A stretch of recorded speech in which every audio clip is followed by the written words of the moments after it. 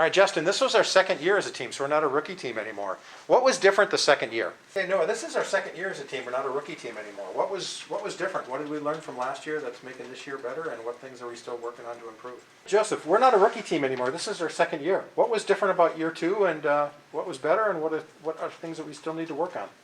We understood how to, like, the challenges and when we should face them. Well, we have more experience as a team. We know what to do. We know the mistakes we did, so we have to improve on those things and not do the mistakes we did last time. I think the main thing last year that we struggled with was about that we didn't really get into the business side of things until later. Earlier, we did kind of have a core or a setup of what we wanted to do at the very least, but we still need to strive to get that done earlier in the year. Avanish, we used some new tools for fabricating a robot this year. Tell us about some of those.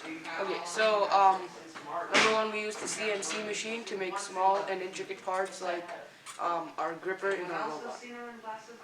Secondly, for the sheet metal parts, we used a jigsaw and a sheet metal brake to cut them and fold them. And for example, we used those to make the framework of our shooter.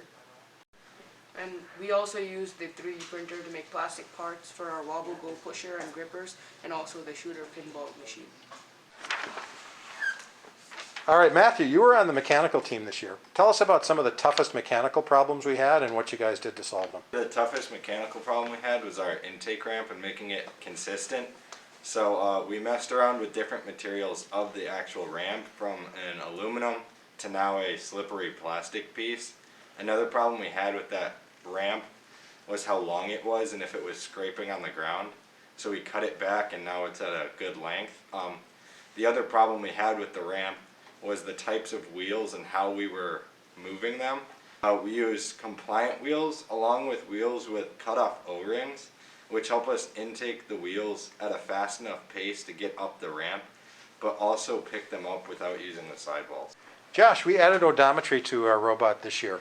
Why has that been important, and how does it fit with our strategy? So this year the main thing autonomous is shooting rings and moving goals to the right position. So it's really important to know your position on the field, because if you don't, you'll miss the rings and the goal positions. Using the drive encoders or gyro for your position just isn't precise enough. All right, so we had to do outreach a little bit differently this year. Tell us about what we thought about that and where we're headed right now. So our team realized that we have a lot of fabrication tools and things that we could use in certain areas that other teams might not have. So we reached out to a rookie team in Milwaukee, and we basically offered them our knowledge and our tools. They replied back to us after the holidays saying yes, that they do want help, and so far we've had 3 meetings with them. They've been online, and we're talking about meeting them in person to see if they need help with mechanics. Misha, we had a little different approach as we started up software this year to put the whole team through some training. Can you tell us that? Yeah, so people who wanted to learn Java were given the opportunity to. We'd use a course on Udemy, and we'd do a couple lessons each day, and then we'd have these mini projects to do and turn in to see how our progress was going, and then we'd help each other out, collaborate, and work from there. So it was a good experience to get a fresh look at Java, and if you wanted to know more about it, it was good to get started.